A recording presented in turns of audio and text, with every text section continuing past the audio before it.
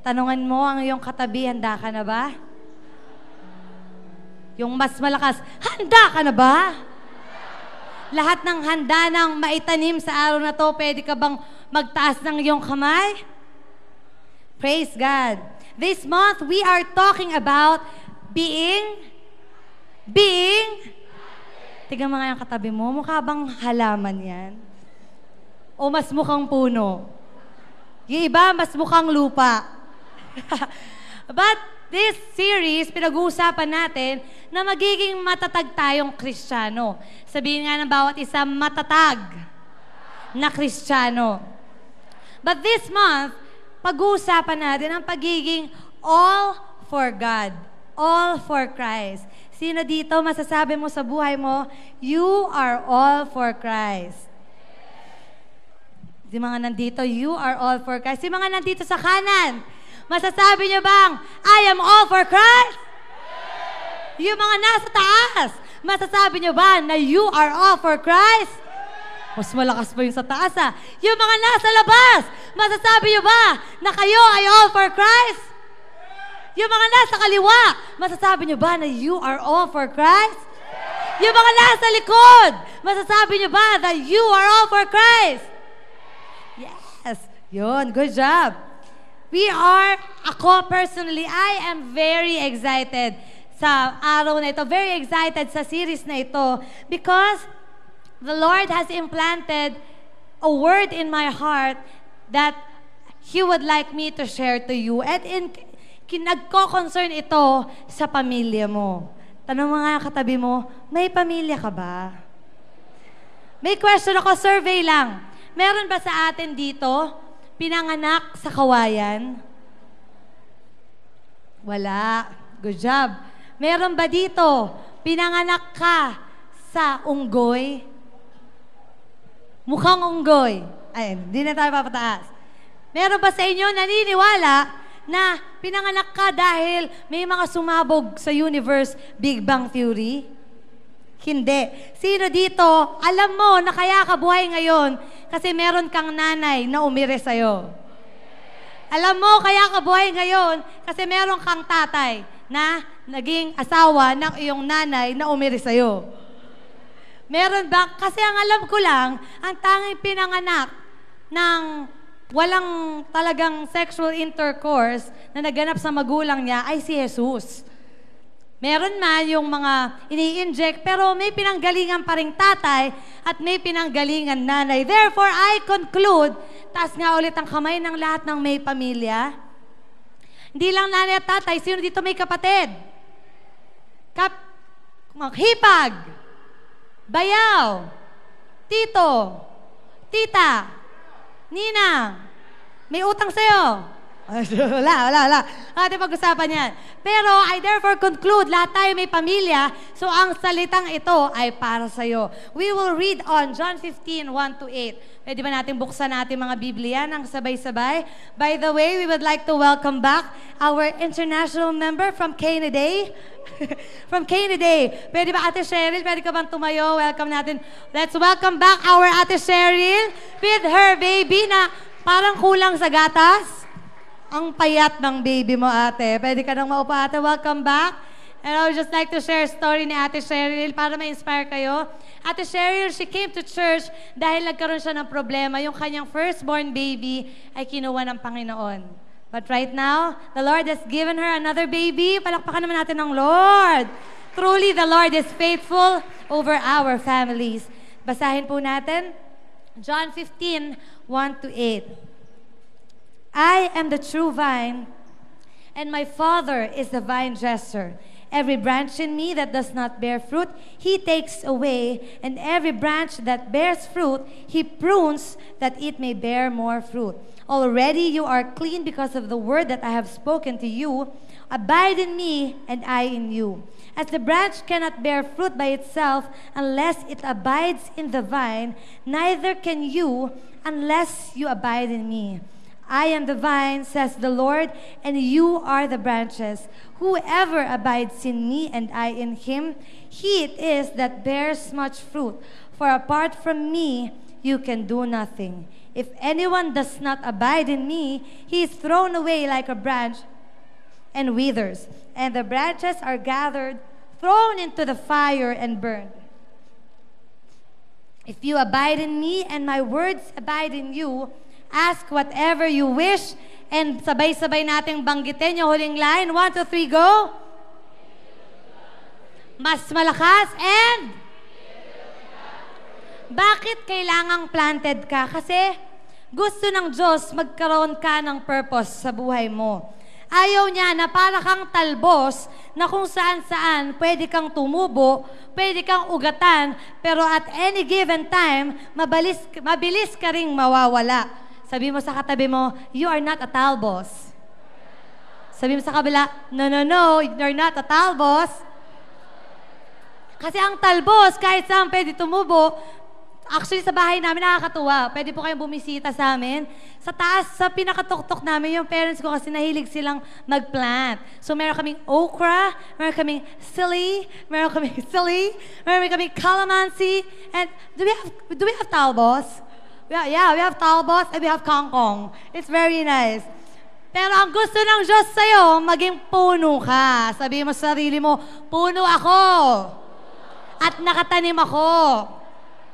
Eto pa, bakit kailangan planted ka? Kasi gusto ng Diyos maging mabunga ka. Yes, the Lord wants you to be fruitful. Simula pa lang nang ginawa ng Diyos ang mga tao, si Eva at si Adan, ang plano na niya kay Eva at kay Adan ay mamunga. Basahin po natin sa Genesis 1:28. And God blessed them, and God said unto them, be fruitful, and multiply, and replenish the earth, and subdue it, and have dominion over the fish of the sea, and over the birds of the air, and over every living creature that moves on the ground. Sa taon pong ito, ang tema ng church natin, bearing what? Mas malakas, bearing what? May isang katotohanan. Ready po ba kayo? Meron pa akong isang challenge sa atin. Ang taong planted, nagre-respond. Okay? Sabi mo sa katabi mo, yes? Okay. Ready ba kayo sa katotohanan? Katotohanan po, mga kapatid, hindi ka mamumunga kung hindi ka nakatanim.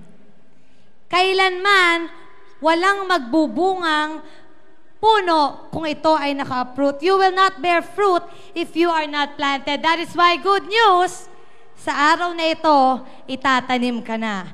At bukas, mangalawa, maaari ka nang maging mabunga. Sino dito gusto mong maging mabunga? Gusto mong magkaroon ng 12? 144. Amen. Now, we'll take a look into one verse in the Bible tungkol sa isang taong planted, isang taong hinahangaan ko.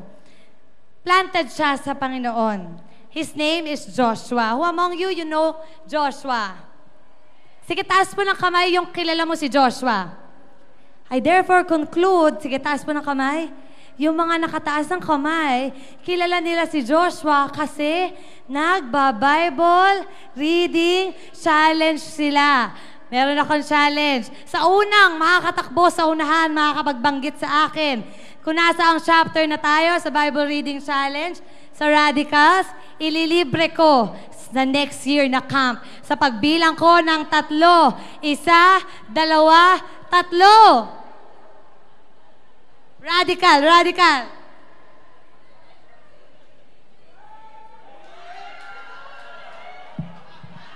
Joshua chapter 6 and 7. Sure ka na ba? Yes. Ano yung mga kwento ka ng konti dun sa mga nabasa mo dun sa Joshua? Sige, isa lang sa naalala mo.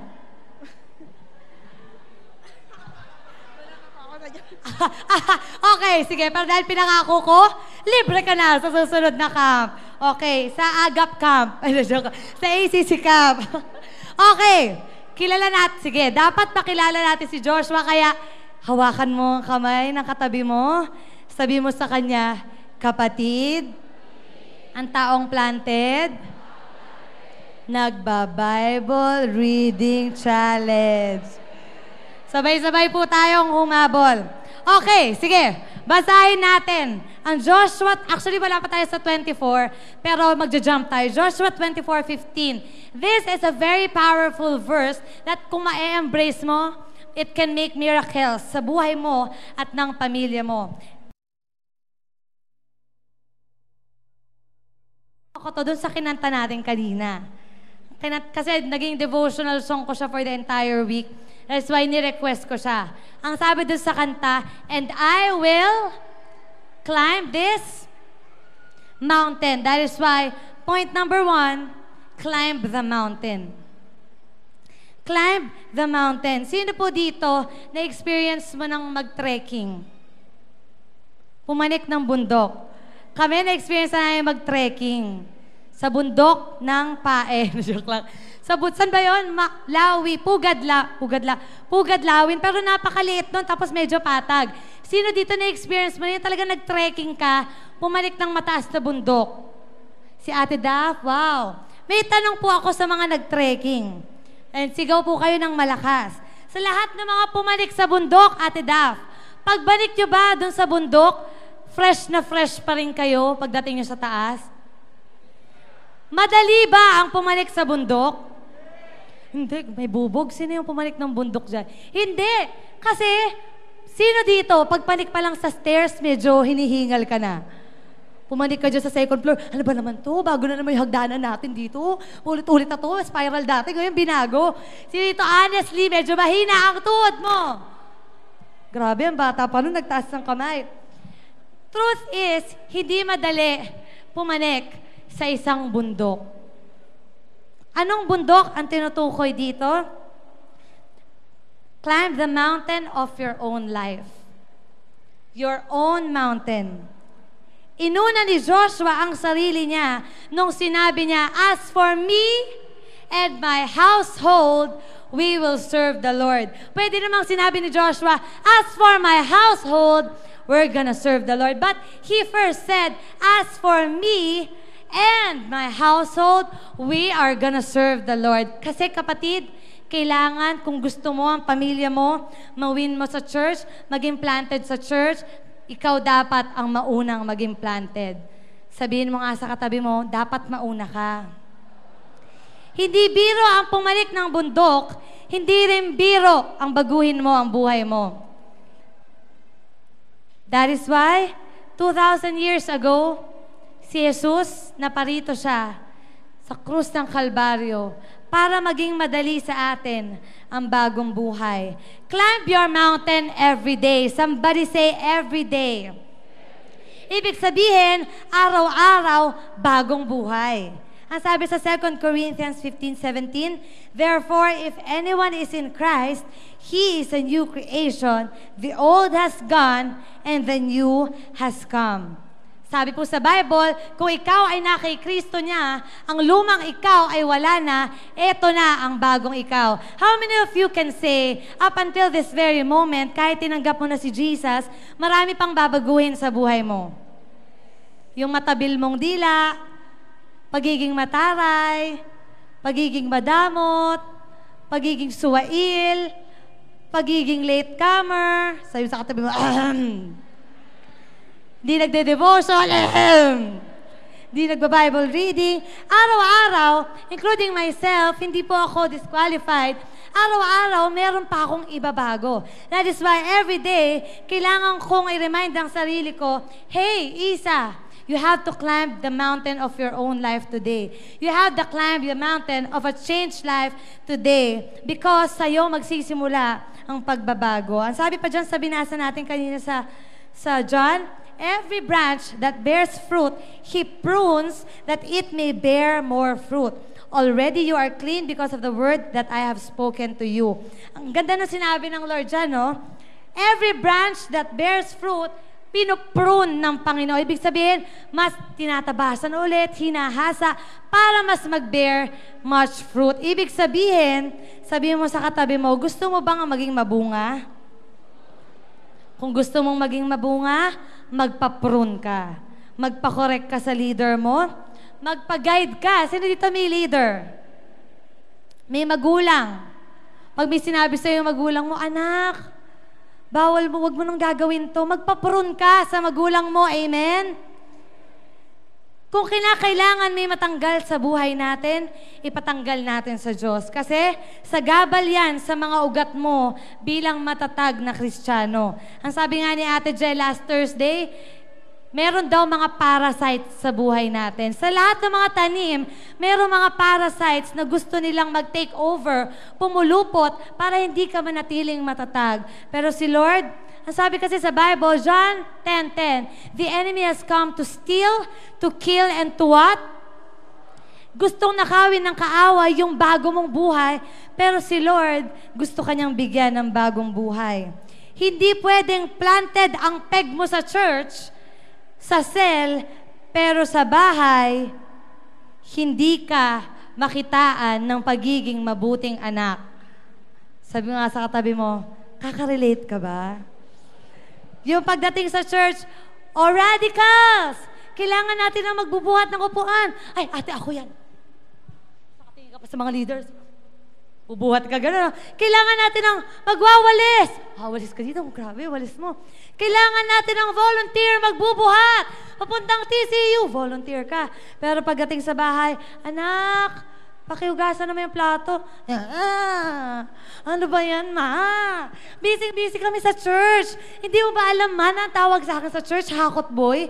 At pag hakot boy ka sa church, ang hinahakot mo malalaki. Pagod ako maiba na lang. Itong kapatid ko, hindi yan nag-church. Nandito lang sa Bombay, magdamag. Siya na lang. Anak, magigib ka, yung tubig, i-deliver mo. Business natin to. Ano ba yan, nay? Busy kami, kakakamp ko lang. Ang hirap-hirap mag-camp, pinutikan pa kami doon.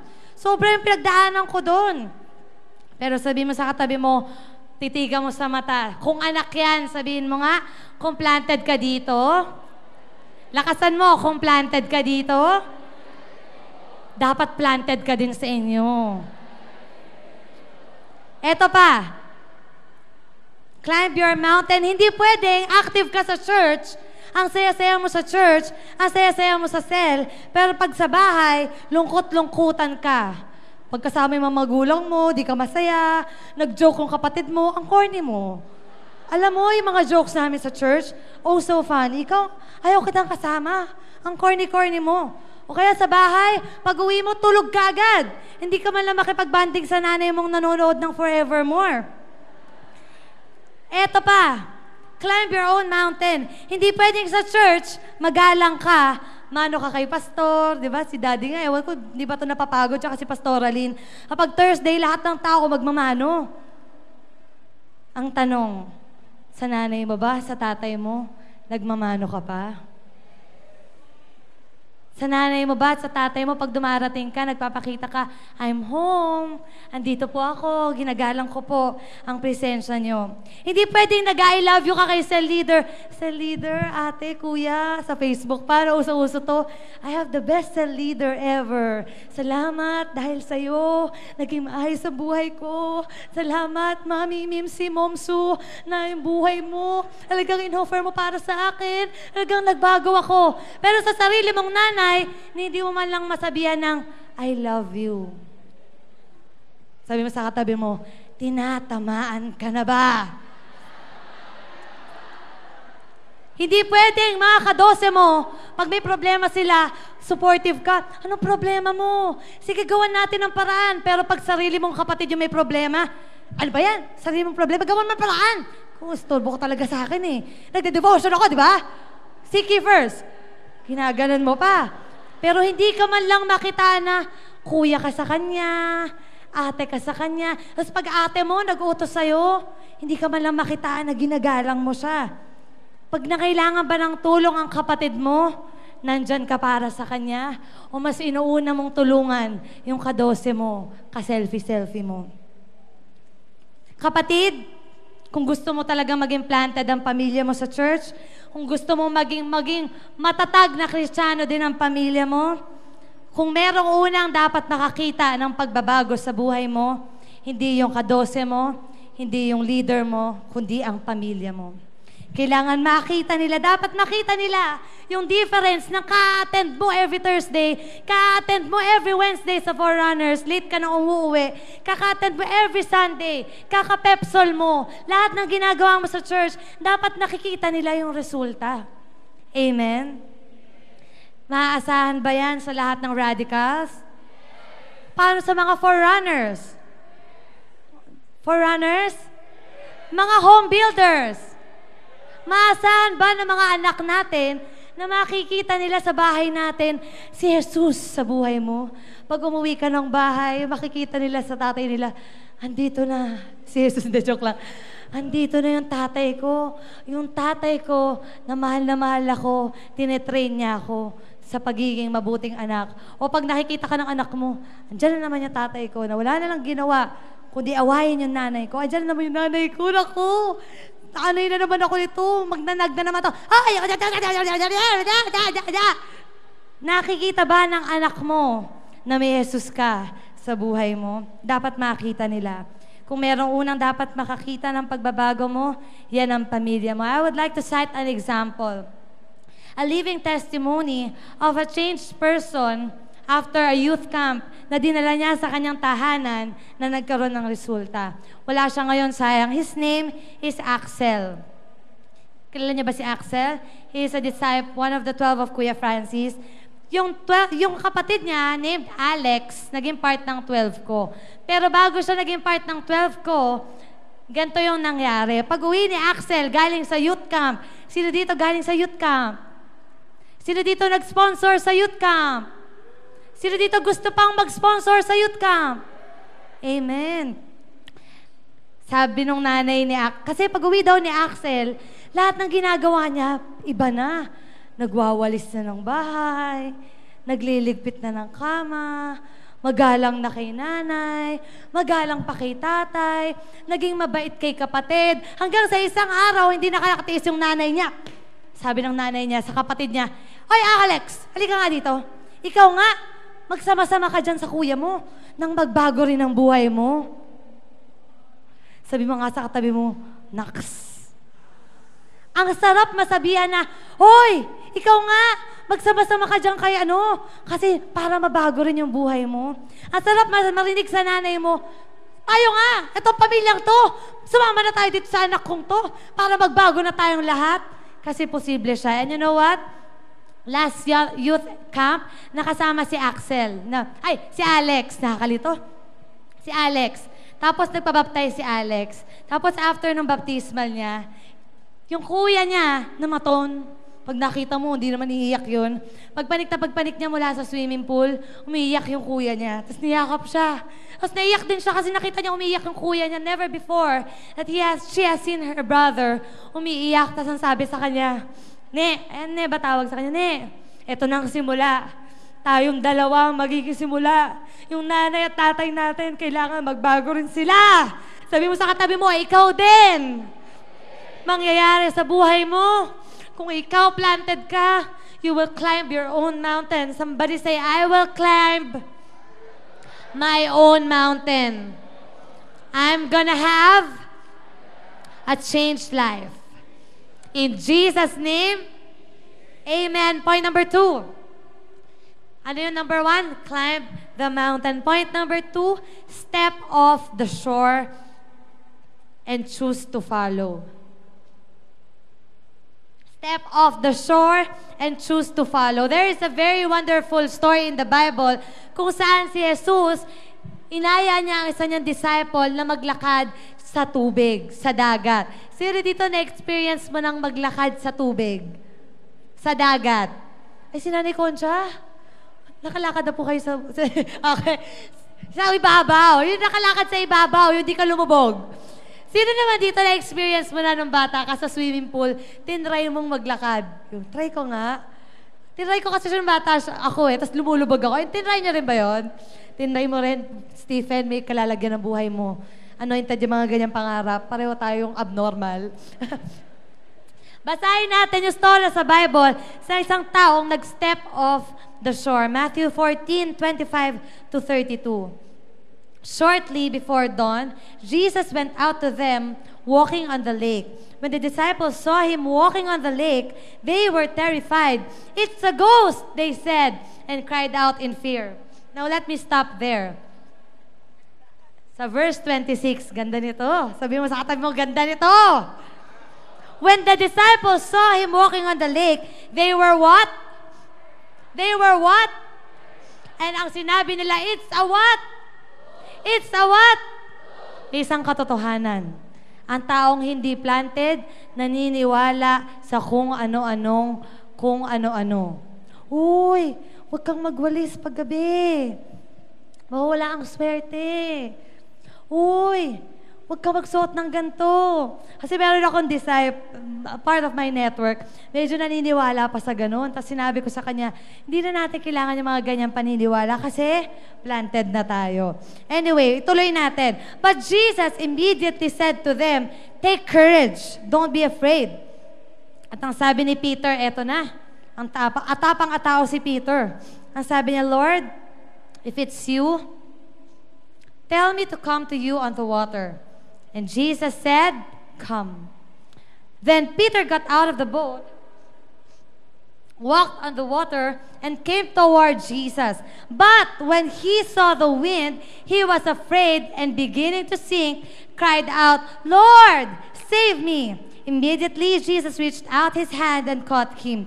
"You of little faith," he said, "why did you doubt?"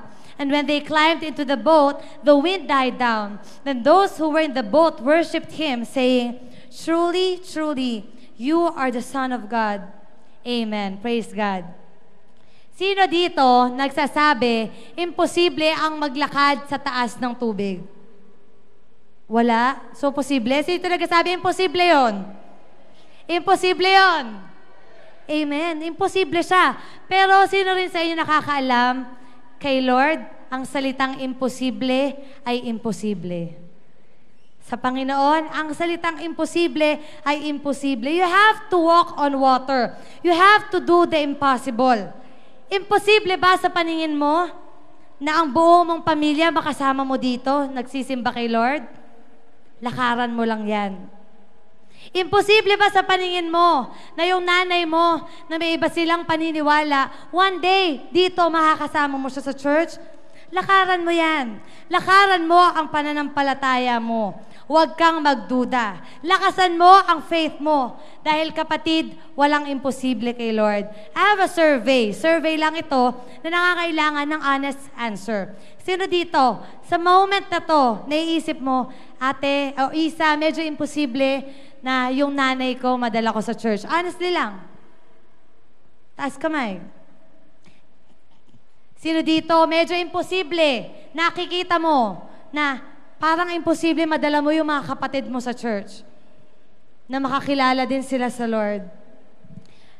Baka naman, kaya siya imposible kasi hindi mo nilalakaran. You're not stepping off the shore.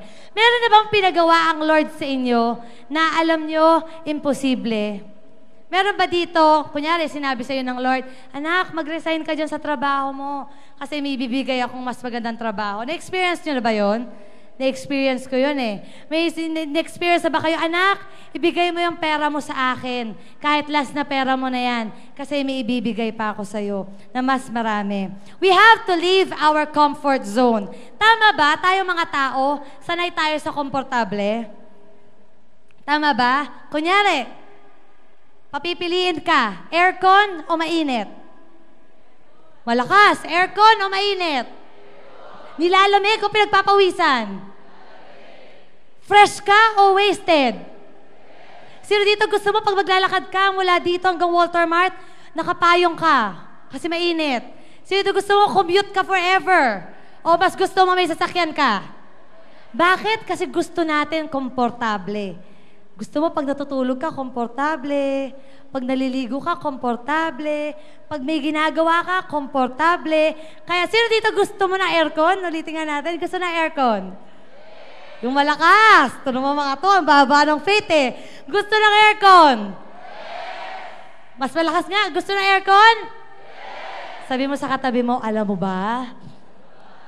Meron tayong project aircon. Pwede ka pang magbigay. Sino dito excited ka na? Nakikita mo na yung aircon dito. Tapos pagpasok mo, naka-coat ka.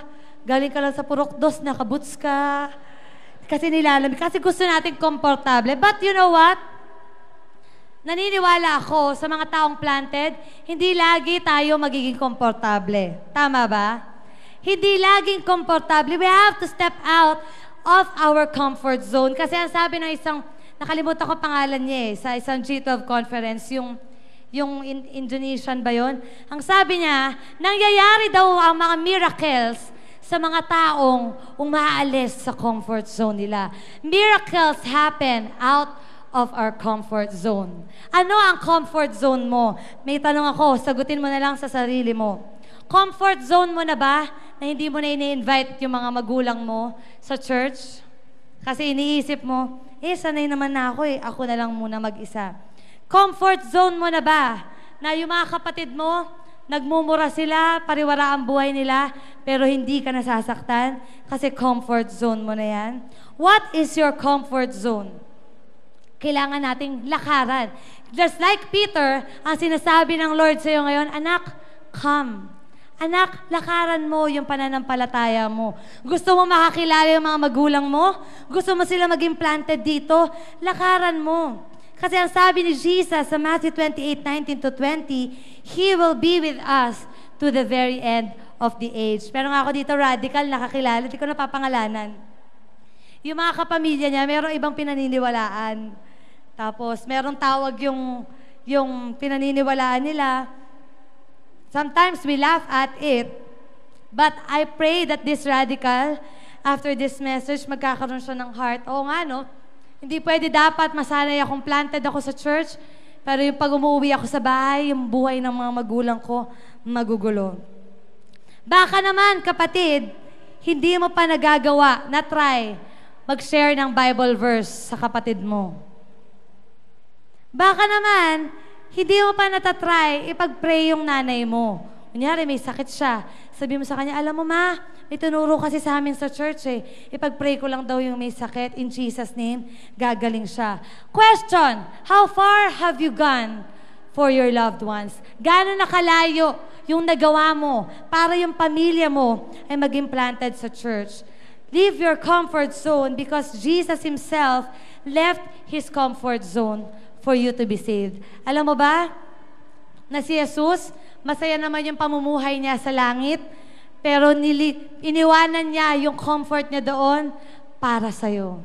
At ngayon, nandiyan ka. Do you enjoy that alam mo, planted ka sa Lord? Masaya ba kayo na alam mo sa langit ka pupunta? Sino dito malungkot ka sa langit ka pupunta? Sino dito masaya ka kasi alam mo sa langit ka pupunta? Alam mo, nangyari yan kasi si Jesus, iniwanan niya yung comfort zone niya. Baka naman, puro duda ka at hindi na faith ang pinapatakbo mo sa buhay mo. Baka, may nakausap na rin kasi ako dito. Ang sabi ko, pati mo invite yung ate mo. Ate, ano talaga yun Hindi na talaga yun may invite sa church. Talagang iba yun. Talagang pariwara na buhay nun. Baka naman, puro duda ka lang kasi. It's time to step off the shore because Jesus is there all along. Natatakot kang i-invite yung parents mo sa church? May question ako. Hindi ba mas nakakatakot kung hindi tatanggap yung mga magulang mo kay Jesus? Hindi ba mas nakakatakot, mga kapatid mo? Wala silang pagkakakilala kay Jesus? Hindi ba mas nakakatakot isipin na ikaw lang ang ligtas at sila hindi? Nalulungkot ako every time I tend to a funeral, mga libing, mga burol, pupunta ako dun sa burol. Lalo na pag alam ko na yung taong namatay, hindi siya nakatanggap kay Jesus. Tapos sasabihin ng pamilya nila, mas okay na to kasi doon, hindi na siya naghihirap, kapiling na siya ni Jesus, nasa langit na siya. Nalulungkot ako kasi blinded yung utak nila na, hey, kung hindi tinanggap ng kapamilya mo si Jesus as your personal Lord and Savior, hindi sila sa langit mapupunta. When they leave this earth, the Bible says, their destiny is hell. Hindi ba mas nakakatakot na sa impyerno sila mapunta? Mas nakakatakot ba silang imbitahin? o mas nakakatakot malaman na hindi sila maligtas? Dapat mas excited ka sa pamilya mo na maligtas. Sino dito nakapag-volunteer ka na sa mga recollection, nakapag-group guide ka na? Pwede ba magtaas ng kamay? Excited tayo, di ba? Pag mag-group guide, picture-picture pa tayo, nakamit tayo ng mga bagong tao. Pero hindi ba mas dapat excited ka na i-cell group ang sarili mong bahay? Hindi ba dapat mas excited ka na sa loob ng bahay mo na pag-uusapan nyo ang Biblia? It is time to step off the shore. It's time to start inviting them to church. Sabi mo nga sa katabi mo, oras na. It's time na mag-initiate ka, mag-cell group sa sarili mong bahay. Amen? Natutuwa ako kay, I don't know kung si Patricia nandito. Isa siyang radical. She stepped out of her comfort zone, stepped off the shore. Dito ba siya? Wala. Sa PM celebration siguro siya. At sinabi niya sa kanyang cell leader, ate, tulungan niyo naman ako. Gusto kong mag-cell group sa loob ng bahay ko. And right now, alam niyo ba, a matter of weeks already, ang ating Pastor Rin at si Pastor Ramil, nagse-cell group na sila sa bahay ni Patricia. Sa bahay ni Patricia na dati siyang pinagbabawalan, sa bahay ni Patricia na ang pamilya dating against sa pinaniniwalaan niya. Baka oras na para sabihin mo sa cell leader mo, ate, kuya, oras na pala. Simulan na natin ang cell group sa bahay ko. It is time to share to them the love that saved us all. It is time na mag-initiate ka sa sarili mong bahay. It is time na ipag-pray ang may sakit sa sarili mong tahanan. It is time to gather them in prayer. It is time to introduce them to Jesus. Kasi parang minsan, nasasanay na tayo dun sa dahilan, kahapon may kausap din ako ate, paano ba na mga pamilya mo mapunta sila sa church? Simple lang. Sabi mo sa katabi mo, paganahin mo yung pananampalataya mo. Kasi maaari, nakikita ko rin na sometimes, sanay na tayo lang yun nandito. I don't know kung makaka-relate ka, pero baka komportable ka na hindi mo sila i-win sa Lord, na naiisip mo, sarado naiisip mo, ate, hindi talaga posible. Hindi talaga posible na yung pamilya ko makakilala kay Jesus. Pero hindi Kasi kay Jesus, ang salitang imposible ay imposible. May quote ako, sinabi to ni Faye Peña, Florida. Ang sabi ni Faye, ang ganda nito, walang matigas na puso kay Jesus na pinako. Walang matigas na puso kay Jesus na pinako. Yang nanay mo, akala mo lang lagi kang pinapagalitan. Pero kay Jesus, lalambot din yan. Yang tatay mong laging umiinom. Pag uwi sa bahay, binubugbog pa yung nanay mo. Ubus na nga yung pera mo, pera nyo, ginagamit pa ng asawa mo yung pera pang inom, pang gala, pang waldas, pero walang imposible sa Diyos.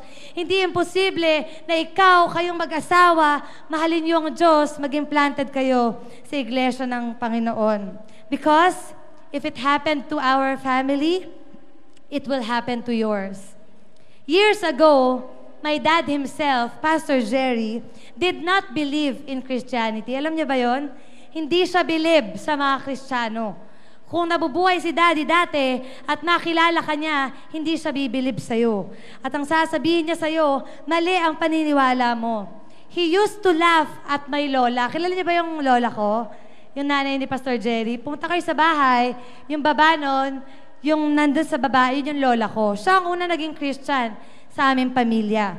Dati, sila magkakapatid, minamak nila yung lola ko. Sinasabi, ano ba tong nanay natin, nababaliw na yata. May sinamahan ng religion kung ano nung ginagawa. Pero, I praise God. I really praise God. Yung lola ko, nanampalataya siya sa Diyos, na makakilala ang buong pamilya niya sa Diyos. She didn't surrender. She did not stop. In fact, she stepped off the shore. And now, here I am, enjoying Jesus Christ over my life. And gusto kong i-share sa inyo kung gaano kasarap magkaroon ng buong pamilya na naglilingkod sa Diyos. Ang mami ko, Kagabi, nakakatuwa. Isa-isahin ko sila. I would like us to see the picture of a family planted in Christ. And gusto ko, habang sinishare ko to, maisip mo, magiging ganyan din ang nanay ko. Magiging ganyan din ang tatay ko. Yung mga kapatid ko, magiging ganyan din. Are you ready?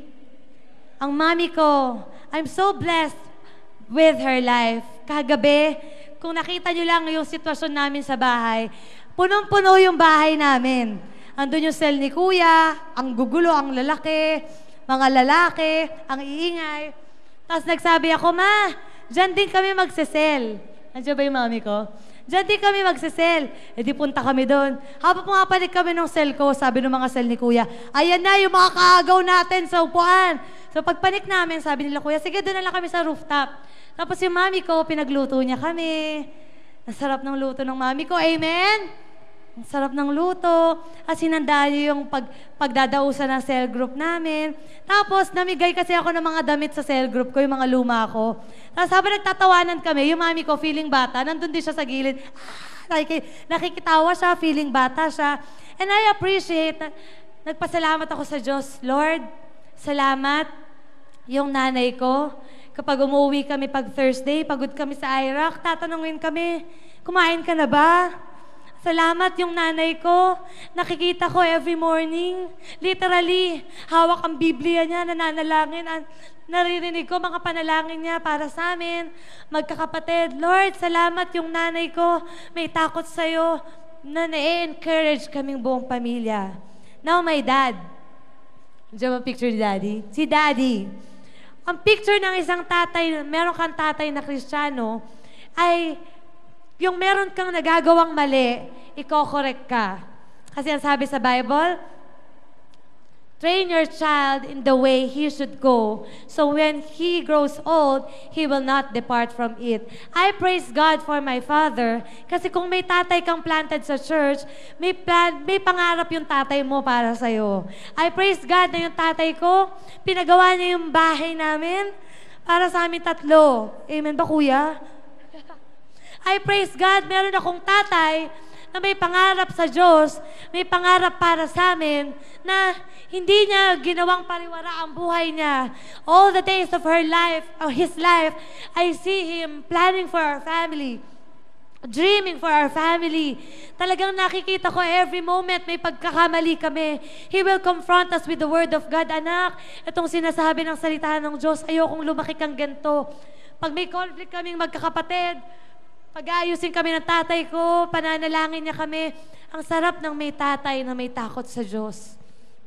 Now, my sister, my ate. Bibuild up ko itong malaki sahod. Joke lang.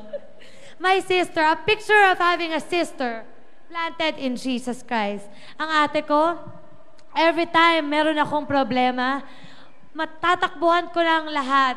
Pero sa hulit-huli, ang tatakbuhan ko, yung ate ko. Kahit nasa ibang bansa siya, sasabihin ko sa kanya, ito yung mga problema ko. And she would give me just the perfect, exact words that I would need, a sister would need to be comforted. There are times, sobrang sakit ng damdamin ko, pero isang yakap lang mula sa isang kapatid na planted sa church, matatanggal na yung sakit. Isang yakap lang, isang panalangin lang mula sa ate mo na nagsasabi sa'yo, everything will be okay. At dito lang si ate, lagi kitang pinagpe-pray. Ang sarap. At alam nyo ba, yung ate ko, lagi niya akong pinag-shopping. Alam nyo ba, matapos tong preaching kong to, sasabihin niya sa akin, Isa, ipag-shopping kita. But literally, may kwento ako nung bata kami. Kasi my dad was very strict. And I praise God na stricto siya. Sobrang stricto ng daddy ko na every time meron kaming field trip, magpapaalam pa lang ako, papipirmahan ko pa lang yung form. Dad, mag-field trip. Hindi! Dad, hindi! Dad, kasama ko, hindi! Huwag ka umiyak! Huwag sabi umiyak! Kasalanan pa yung umiyak eh. Tapos ang gagawin ko, lalapit ako sa ate ko. May trabaho na siya noon. Ate, pilitin mo naman si Daddy. Pwede ba ikaw na lang magbayad ng tuition fee, ng field trip fee ko, tapos pilitin mo si Daddy. Year after year, napapayag ako umattend ng field trip dahil sa ate ko. Laki na utang na loob ko sa'yo, te, sa mga field trip. But I praise God because she is that kind of sister because she is planted in the house of the Lord. Are you ready, brother? My brother, my handsome brother, who is about to be married very, very soon. My kuya. I am so proud of my kuya. Yes. Kasi his sahod is very big. Joke lang. Kung tatanungin ako, sino ang best friend mo sa buhay mo? Ang sasabihin ko, kuya ko. Pag tinanong ako, marami ako tinatawag na best friend, pero it will always be my kuya who will be my best friend. Growing up, planted in the church, kami ng kuya ko, isang tinginan pa lang namin, makaka-relate ba kayo, may mga kapatid? Isang tinginan pa lang namin, alam na namin ang ibig sabihin ng mga tingin namin. Isang kurot pa lang, alam ko na ang ibig sabihin niya. And my kuya, alam niyo ba, nung nag-aaral pa kami elementary, he has always been protective of me. Naalala ko, grade 3 ako, kasi magkalapit kami ng classroom. Tapos, dahil nabunutan ako ng ngipin, tapos iyakin ako ng bata. Pagkabunot ng ngipin ko, umiyak ako, nalunok ko yung ngipin. Tapos pagkalunok ko ng ngipin, sabi ko, Ma'am, pwede ko mapuntahan yung kuya ko. Nandun lang siya sa kabilang classroom. Bata pa kami noon, siguro my age, basta elementary pa si kuya. Parang ASAP Anday kami. Tapos pinuntahan ko yung kuya ko kasi I know I will find comfort sa kuya ko. Tsaka security ko yung kuya ko. Tapos pagpunta ko doon, sabi ko sa teacher niya, nagkaklase sila, Ma'am, pwede bang excuse kay Francis Miray? Sabi, bakit? Nalunok ko ngipin ko Tapos lumabas siya. Tapos natanda ko yung araw na yun, niyakap lang niya ako, bata pa kami. Sabi niya, okay lang yan. Okay lang yan. And even as we grew old, nararamdaman ko, ang sarap ng may kuya, kapatid na planted sa church. Alam niyo ba, unang sahod ng kuya ko, literal, dahil best friend ko siya, unang sahod, excited pa siya nun. Nag-withdraw siya, nandun ako sa gilid ng ATM. Tapos, excited din siya kasi first time niya mag-withdraw. Tapos, unang withdraw niya, unang labas ng pera niya, dumiretso sa akin. Sabi ko, I feel so blessed. Akala niya, pera lang ang binigay niya sa akin, but deep within me, naramdaman ko, ang sarap ng may kuya na planted sa church. Kapag may mali akong ginagawa, kinokorek niya ako. Kapag mag-isa akong uuwi sa gabi, ihahatid niya ako, sasamahan niya ako. Ang sarap. At pag nakikita ko siyang nag-worship lead sa church, it feels so good. And my kuya Jason, si Kuya Jason ang asawa ni ate, I am so proud of him having a brother-in-law who has a heart for the weak. Meron siyang puso para sa mga taong mga mahihina, mga taong hindi masyado napapansin. I appreciate him doing yung pagbihakot. He would organize the hakot boys.